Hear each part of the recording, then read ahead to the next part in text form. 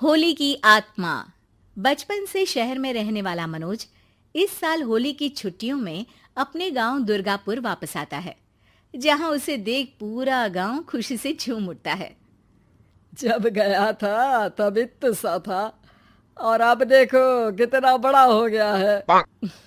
हाँ सरपंच जी, जब मैं गया था तब आप भी बहुत जवान थे और अब देखो कितने बूढ़े हो गए हैं आप।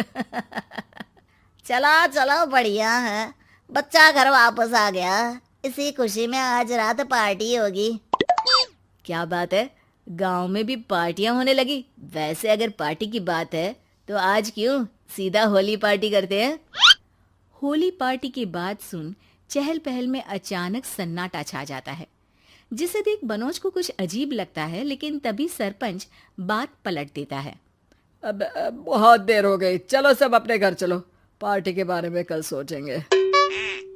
मनोज भी मम्मी पापा के साथ घर आ जाता है, पर होली पार्टी और उस पर पूरे गांव की खामोशी वाली बात अभी तक उसके जहन से निकलती नहीं।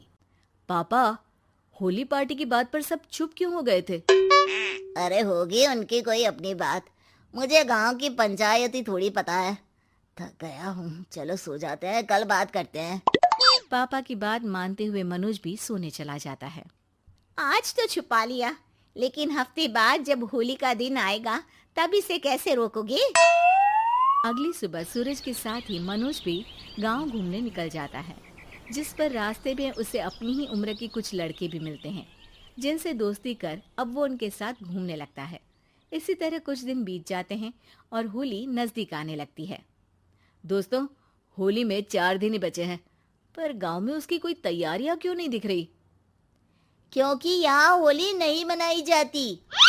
अरे पर ऐसा क्यों? वो राजा भूषण। अरे तुम 4 दिन के लिए आए हो, क्या इतना सोच रहे हो? चलो कुछ खाने चलते हैं। इसी के साथ एक बार फिर होली की बात को टलते हुए देख मनोज को शक होने लगता है। वो घर पहुंचते ही इंटरनेट पर अपने गांव और राजा भूषण के बारे में जानकारी निकालने लगता है। क्या? मुझे आज तक ये नहीं पता था। ऐसा कैसे? किसी ने मुझे कुछ बताया क्यों नहीं? सारी जानकारी लेने के बाद मनोज गांव वालों या अपने मम्मी पापा से कुछ पूछे बिना खुद ही उसकी सच्चाई के बारे में छानबीन करने लगता है, जिसके चलते वो राजा भूषण की हवेली में पहुंचता है। वाह, क्या हवेली है यार। पर क्या यहाँ सच में कोई भूत है? हेलो भूत जी, कोई है क्या? हम इस साल गांव में होली सेलिब्रेट कर रहे हैं, क्या आप उस पर थोड़ा इंटरव्यू देंगे? मनोज के ऐसा बोलते ही गांव में तूफान उठ जाता है और हवेली में रखी सारी चीजें हिलने लगती है। एक अदृश्य शक्ति मनोज को धक्का देकर हवेली से बाहर निकाल दरवाजा बंद कर लेती है। ये सब देख मनोज हैरान रह जाता है। क्या अभी मुझे हवा ने धक्का देकर बाहर निकाल दिया? मेरे होते हुए इस गांव में कभी होली नहीं मन सकती, इसलिए दोबारा ऐसी कोशिश भी मत करना, अंजाम बुरा होगा। आवाज सुन मनोज हैरानी से इधर उधर देखने लगता है, पर उसे कोई दिखाई नहीं देता। वो गांव वापस आ जाता है, जहां तूफान की वजह से सब कुछ तहस महस हो चुका होता है। आखिर ये तूफान आया कैसे? ना ऐसा कोई मौसम था और ना ही हमने होली का त्योहार मनाने की बात की थी। सरपंच की बात पर कोई रिएक्शन दिए बिना मनोज चुपचाप अपने घर चला जाता है। इस तरह देखते ही देखते होली का दिन भी आ जाता है और मनोज रंग लेकर गांव में निकल जाता है, लेकिन गांव पूरी तरह खाली होता है। अरे त्योहार का दिन है, धूमधाम की जगह मातम क्यों मनाया हुआ है?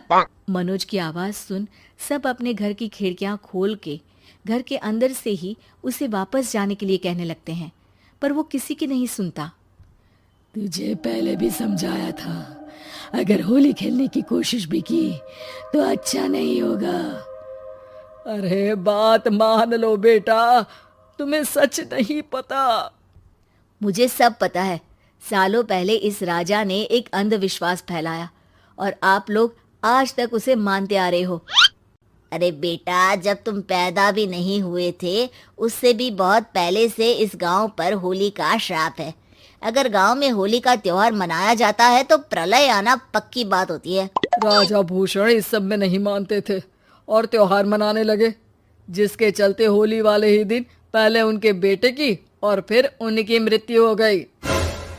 तभी से गांव की रक्षा के लिए उनकी आत्मा उस हवेली में रह रही है। सबकी बातें सुन मनोज उलझन में पड़ जाता है।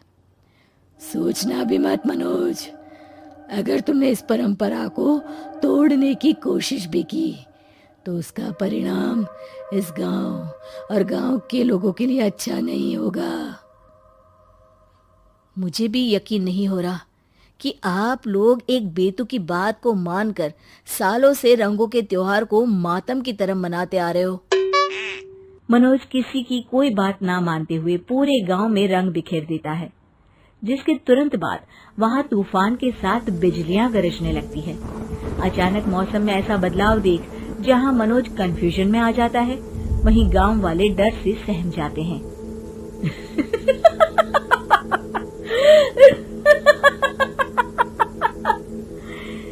इस लड़के ने हमारे जैसे सिर्फ अपने स्वार्थ के लिए नहीं बल्कि पूरे गांव की खुशियों के लिए यहाँ होली मनाई है, जिस वजह से अब इस गांव पर होली का श्राप टूटता है। ऐसा बोलकर राजा का भूत वहां से गायब हो जाता है, जिसके बाद गांव के लोग धूमधाम से होली मनाते हैं। खुशियों के रंग गांव में बिखरे ही होते हैं कि अगली सुबह अचानक मनोज कहीं गायब हो जाता है और एक बार फिर गांव में होली का नया राज शुरू हो जाता है।